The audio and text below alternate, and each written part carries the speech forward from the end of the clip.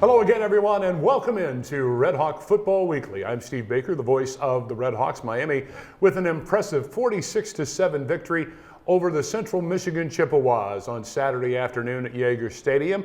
Final Saturday home game for Miami, final Saturday game as November Maction will take over on election night. Miami travels to Ball State to take on the Cardinals in Muncie at game time as we're recording. Still not set. It will be 7:30 or 8 o'clock on that Tuesday, November 5th. As Chuck Martin, the head coach of the Miami RedHawks, joins us. And just as we began last week's show with congratulations on tying Randy Walker, congratulations on being the winningest coach at Miami University, 60 wins in your career here. And Coach, I know there was a video tribute and special messages at the end of the game, after the game, and had to be a special time. Dulcie, the family were all there, along with the team standing out on the field watching.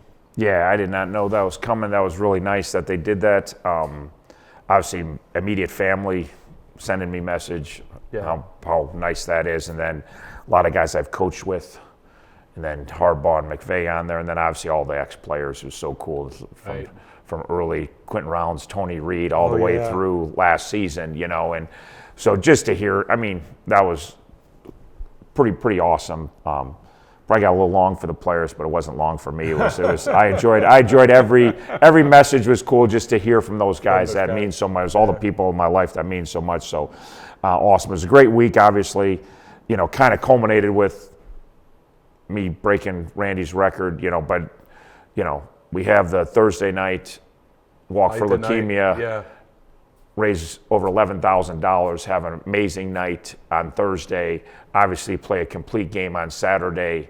Offense, defense, and special teams, like you've been talking about, we're hitting on all three phases now, and everybody's contributing. We're not relying on one guy. Tons of people are making plays on all three phases, and then you end it with, breaking Coach Walker's record. So pretty awesome week all around. We got a lot of good things done. When you raise $11,000 for cancer and you have a great walk on Thursday, you have a great one on Saturday, it's what it should be all about. Makes for a great weekend indeed. You mentioned all three phases of the game working very well on Saturday against Central Michigan, and Don Jobin, 5 field goals in the game, ties the record at Miami University. Feel bad because don't feel bad I got Kellen in because I've been dying to get Kellen a kick. And Kellen's been kicking off so good, and Kellen's going to be our kicker of the future, and he's really talented. So he got out there and banged his first ever college field goal, nailed it right down the middle, which was awesome. Didn't know that Dom had a chance to set the record. If I would have, I probably let Dom out there. So I'd have been torn just because I really did want to get Kellen out there. But tying the record for Dom was pretty awesome. So I do feel bad that I didn't give a chance for him to break a record. And Bev giving you a great punt when you really needed a great punt. The only time he punted all day long. But again, this defense.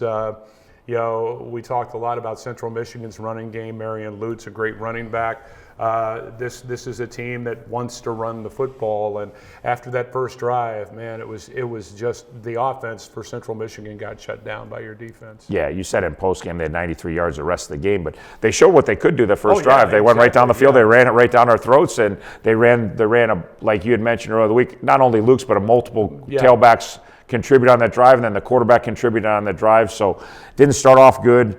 They took 8 minutes. I mean, it's amazing. We scored 46 points, and we had one possession in the first quarter. So we really played a 3-quarter game. So they did exactly what they wanted to do on that first drive. And then, like you said, on the post game, like the rest of the game, they had 93 total yards, which again, it was just a dominant performance for our defense. And again, setting the tone and then creating that field position for the offense that's so important. You saw a lot of players on Saturday because obviously late in the game you got other guys in, but you were unexpectedly forced to put another player in. Brett Gabbert goes down on the first play of the second drive, and Henry Hessen comes into the football game. And, as a fan, and knowing the fans' perspective, they're saying, oh no.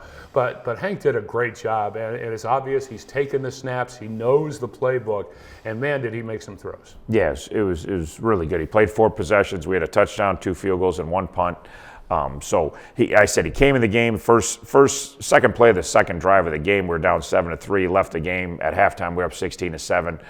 Put together a really, really good drive before the half to get us down to get 3 points. We got the ball down all the way inside the 5-yard line, a 2-minute drive, which was huge.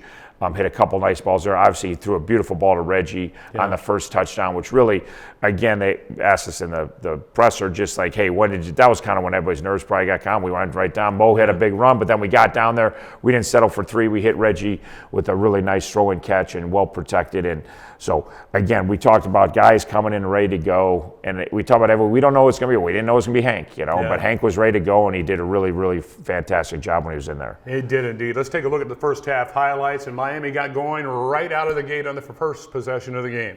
Second play of the game, it is 2nd down and 2, and Brett Gabbert finds Reggie Virgil for the first time of the day. Yeah, really nice. Good read off the coverage, cover 2, hit the flag run at cover 2. Good start with our first of many chunk plays during the day. This one is Brett finding Javon Tracy. He does a lot of work here after the short pass. Yeah, Javon and Cade have been so fantastic running after catch this year, both of them. And Javon takes what should be about a 4 or 5 yard gain, turns into a 30-yard gain.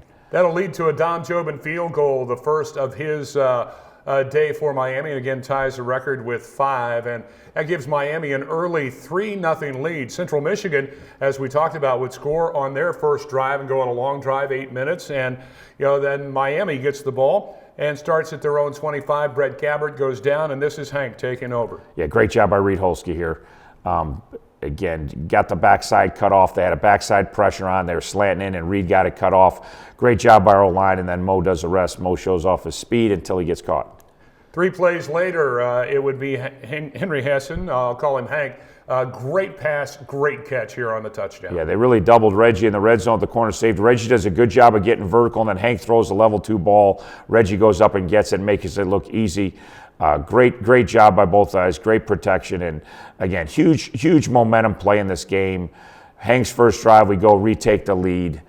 Brett's out, and everybody's like, okay, we're going to be fine, and we kind of took over from there. Defense comes right back out after giving up that first drive. They absolutely shut down the Chippewas. Play designed to go to the right. He tries to cut it back. This is Marion Lutz, and Oscar McWood and others are there to make sure he goes down. Yeah, really good. It took away the first option, then great pursuit on the backside. This is 3rd and 13, and Adam Trick just blows by the defense and gets to the quarterback. Yeah. Inside game on 3rd down, good job, and Adam shows his athleticism, beats the center across his face, gets vertical, and does a great job finishing. We've missed probably too many sacks this year, and we did a great job finishing the job there. Big play here after a short punt. You take over at midfield. This is 4th and 1, and Dylan Downing does all the work himself. There wasn't much give there by the offensive line, but he pushes across and gets the first down for Miami. And the reason that's important, it continues the drive. Miami kicks the field goal to go up 6. This is a 22-yarder by Dom Jobin. RedHawks, as you see there, up 13-7. And Keon Mosey on the next drive, late in the half. RedHawks looking to put points on the board, and Keon with a big 13. Yeah, good job starting the drive. We're just under 2 minutes.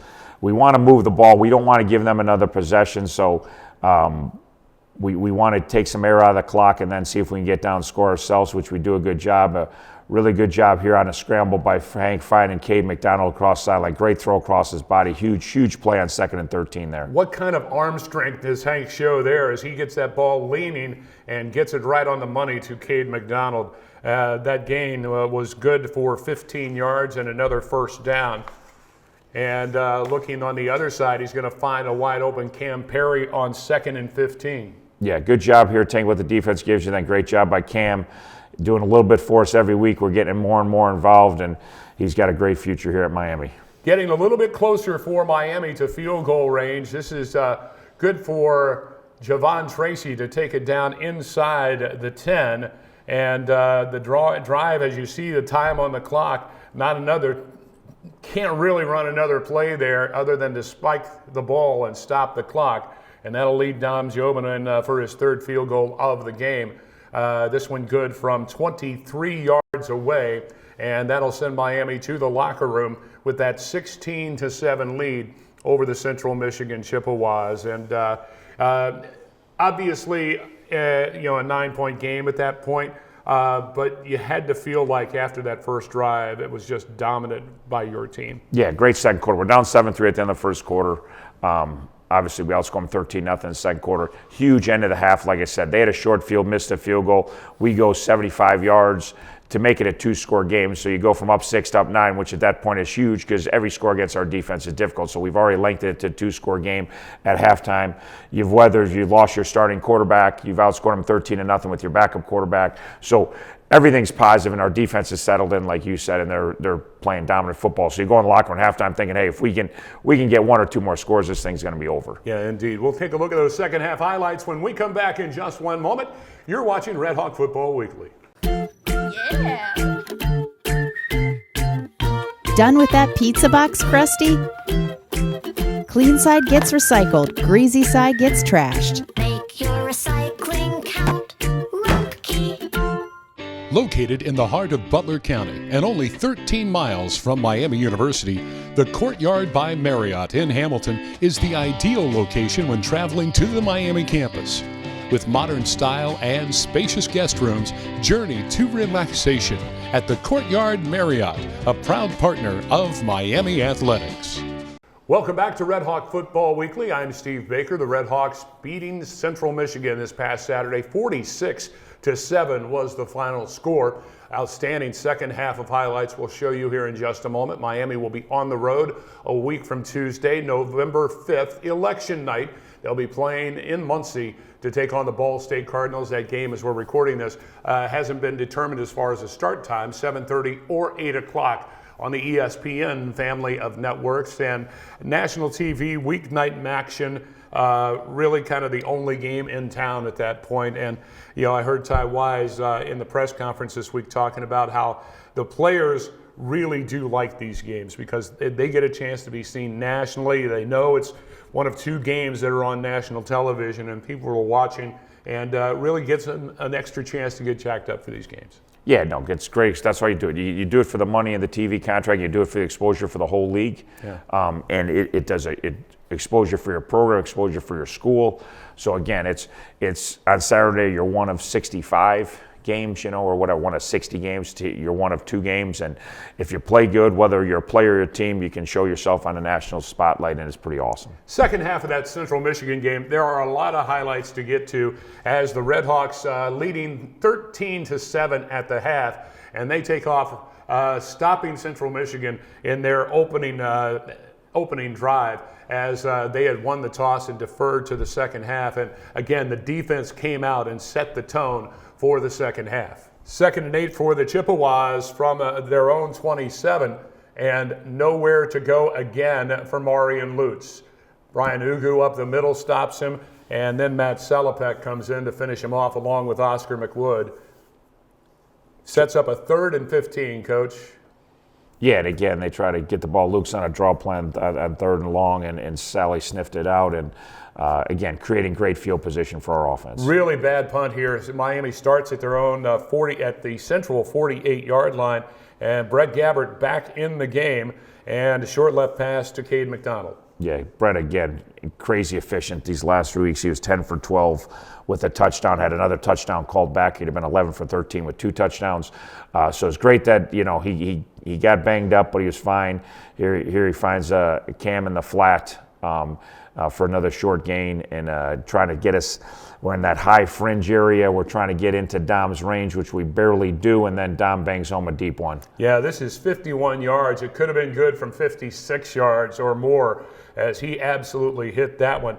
Defense forces another 3 and out, and then Miami's offense goes to work. And again, Cade McDonald, extra work after this play. Yeah, like we talked about, him and Javon have been so good after run after catch. Takes a little bubble screen, turns into a 20-yard gain. Down the field he goes, deep left. Javon Tracy, great pass, great catch. Perfect timing between Brett and Javon. Yeah, great drive. Got it to 19-7, got the ball, hit Cade for a big chunk plate, and then hit Javon for a touchdown.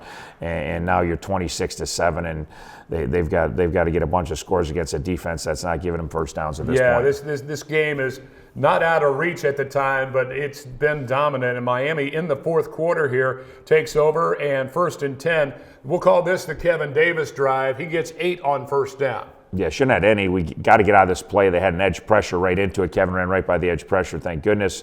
And then this was very well blocked up here. Good job, Kevin, pushing out the front door. Great job, Reggie Virgil getting a block down the field, and then Kevin does the rest. Thought he was going to get in the end zone, but we got him in the next play. So Yeah, coming up 2 yards up the middle for Kevin Davis for a touchdown. And 3 carries, 3 plays in the drive, and a touchdown for Miami makes it 36-7 over Central Michigan as KD gets the score. That's the Kevin Davis drive. This is the Jordan Brunson drive. Next drive for Miami, Brunson only gets a yard up the middle on that first down carry, but the 2nd and 9's a big one. yeah, great job shaving right off the wave, well blocked, and then Jordan shows how explosive he is. Good job downfield. He should have stayed outside. He walked in the end zone. I'm not sure why he cut back, but we're going to get him in the end zone next play. So Yeah, 1st and 3, and Brunson runs over his own man right there and gets into the end zone. He wasn't going to be denied even if the guy was wearing red, and gets into the end zone for the score, 43-7. Again, 3 plays, 3 runs by Jordan Brunson, and a touchdown for Miami as to makes the score 43-7. And then Kellen McLaughlin comes in from 41 yards out, no pressure, true freshman out of Louisville, Kentucky. His first field goal try for Miami. And as you said, Coach, he bangs it through. yeah, he's done a great job on kickoffs all year. We're leading the league in touchbacks, and he's taken over for Graham with all those touchbacks, which are so huge for us. And then great to get him an opportunity. Great hold by Bev, snaps a little low, and then he just bangs right down. He's the next. He's going to be the next great Miami kicker. Yeah. We've had quite a run of great ones, and Kellen's going to be the next great one. You know, and what do you attribute that to? Because Terry and I talked about that on the air. When you go back, over the last several years, I mean, great kicking, great special teams. I know you put an emphasis on it. What is it when you see a kicker that you say, yeah, that's the guy? A lot of them we've had at camp, so we've seen them live. Like Yeah. Graham Nicholson had nothing. We saw him at camp. He didn't have any walk-on offers, but Right. we got Graham to camp, and we saw how talented he was in camp. So a lot of it, and again, we've done a good job recruiting, and then now it's snowballed into this is STU. Like, if you're a specialist, why would you not want to come here? And again, not that we like field goals over touchdowns, but we're still fairly old school in that we'll take the points, Yeah. When it's 10-7, we don't force it. And the whole world thinks that 10-7 a field goal doesn't help you, which I don't really understand that, because when you kick it, you make it 13-7, then you have a 2-minute drive, you make it 16-7. Well, now you're up 2 scores, Yeah. eventually. So every score matters, and we've had great kickers, so it's easier to send them out there when it's easier to go for it on 4th down when your kicker is a little more erratic, because there's a risk of a missed field goal. Our kickers have been so efficient from even before Sloman to Graham to now. You're not guaranteed points, but you're so confident you're going to get those points and keep the momentum going. So we do kick a lot of field goals. Our punters have been great all the way back to Kramer, right on through. And then, our long snappers have been great, So it's just, and they're so valued here, and they're so part of the team. When specialists come here and they visit our schools, they feel different. They're treated differently. They're actually part of our organization, and they're a vital part of our, and they're respected. A lot of places just it's the kickers, Yeah, exactly. Oh, it's the punter, oh, it's the long snapper, and they get made fun of, and they're not treated. And every Monday I walk down the hall and I meet with our specialists as a head coach and ask them how much they want to kick this week, because they know their legs, they know if they feel great, they're a little bit tired. Do we want to kick more this week? Do we want to kick less this week? And like our special teams coach says, there's not a head coach, why not ask you how much you want to kick every day, So it's a huge emphasis for us. It helps us win games. It helps us win championships. And right now they're all kicking at a very high level. They are indeed. Miami wins it 46-7 over Central Michigan. Miami with the win moves to 4-4, 3-1 in MAC play. A game behind Western Michigan, who is 4-0, the only remaining undefeated Mid-American Conference team in conference play, and will next take on the Ball State Cardinals, who edged out Northern Illinois in their game. A final second field goal got the Cardinals the win over the Huskies. We'll talk about that and the Ball State Cardinals when we come back in a moment here on RedHawk Football Weekly.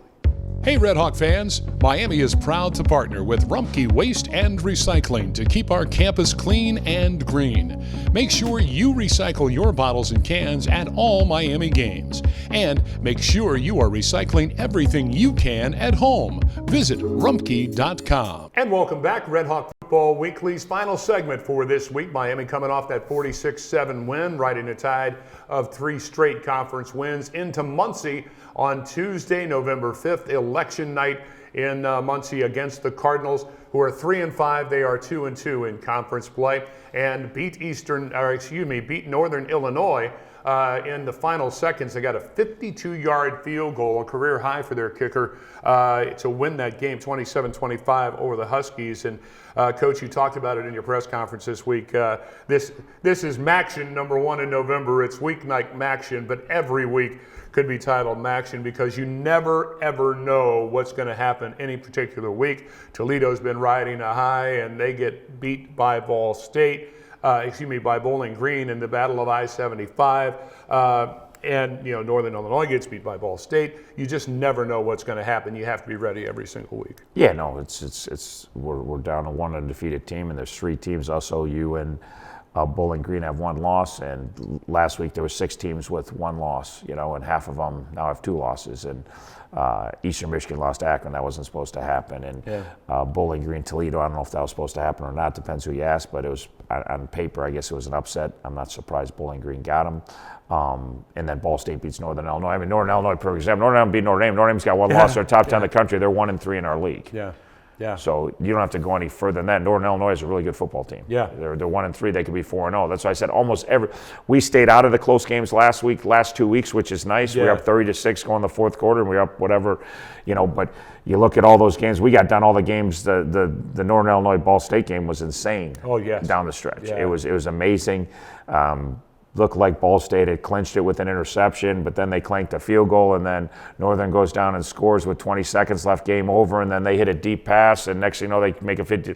I mean, Northern scored 20 seconds left to win the game, but then they didn't win the game, So you got to keep playing. That's why we're pretty anal about playing 4 quarters and never taking your foot off the gas. I'm a Bears fan, so if you watch that stupid Bears game, take your foot off the gas. Northern Illinois kicked the game-winning field goal and probably took their foot off the gas, and next thing you know, 20 seconds later, they're losing. So you got to play. We found out UMass, right? You got to play a full 60 minutes. So they're really talented on offense. Their coach does an amazing job. He's an NFL quarterbacks coach, and they really have been ever since he's been there, they've been really potent on offense. They got a new defense coordinator, so they got some new schemes on defense. They're hitting their stride. The last 2 weeks they held Vandy down, and then they held Northern Illinois down the last 2 weeks. So they're playing their best defense of the year. And again, we've been playing them every year, so there's a ton of familiarity with the players and the coaches. So you've called all the Ball State games. They usually come down to one play in the fourth quarter. We blocked the field goal last play of the game last year to beat them. So it's always a very physical, tough game, and we expect nothing else. We talked about the standings of the conference, and regardless of what Western Michigan does, is they're undefeated. They're the only team in the conference that doesn't play Miami, Ohio, or Toledo this year. And so a little easier schedule in that regard, I think. But regardless of what they do, you control your own fate as to getting to the championship. With that game over Bowling Green, you already have the tiebreaker over Ohio, and Toledo's lost 2 now. So it's real easy. It's that way just about for everybody. You win out, and you're going to Detroit. And again, I don't know how it's going to play out, but I'd almost say, obviously, the 1-loss teams win out, they're in. Yeah.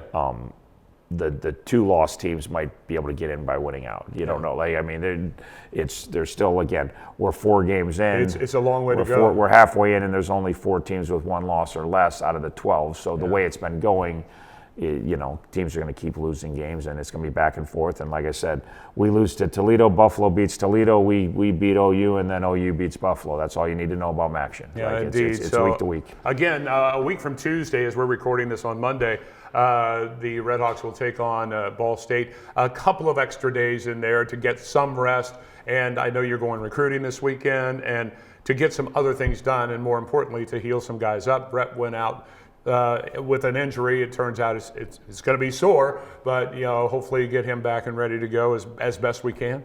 Yeah, no, obviously going into week 9 is a great time to have a little bit of an extra time. Yeah. We're going to use it physically to get us as healthy as we can, which is awesome. You need that extra time. And then mentally too, we've been through a grind. It's been since we opened up at Northwestern. It's been hard. So get our minds and bodies refreshed for the stretch drive. You got 4 weeks in November. That's going to decide everything. Coach, thank you so much. Appreciate it. Thanks, Bake. Head Coach Chuck Martin joining us here on RedHawk Football Weekly. That'll do it for this week. Until next time, I'm Steve Baker, the voice of the RedHawks, saying thanks for watching, and love and honor, everyone.